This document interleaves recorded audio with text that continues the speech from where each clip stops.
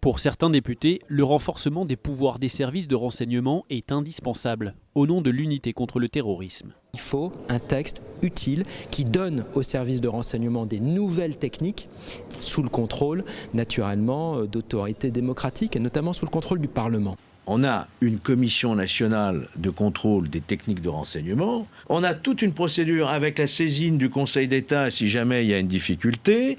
Les individus eux-mêmes peuvent saisir la commission. L'un des points de la loi les plus controversés concerne l'IMSI Catcher, cet appareil qui permet, en imitant le fonctionnement d'une antenne relais, d'intercepter les téléphones portables, leurs données de connexion ou d'écouter les conversations.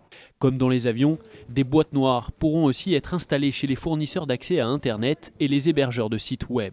Pour contester ces méthodes, des députés de tous bords vont ainsi déposer des amendements. Il y a une série de questions de fond qui restent en suspens, qui moi me paraissent assez problématiques. Puis il y a également le recours à des outils techniques qui, et ce n'est pas la volonté sans doute du gouvernement, je ne fais pas de procès d'intention, mais qui sont potentiellement des outils de surveillance de masse. Nous allons essayer d'infléchir la position du gouvernement, justement pour obtenir cette protection nécessaire des libertés individuelles. On ne peut pas faire n'importe quoi au motif de lutter contre le terrorisme. Toutefois, même parmi ses opposants, personne ne se fait d'illusions.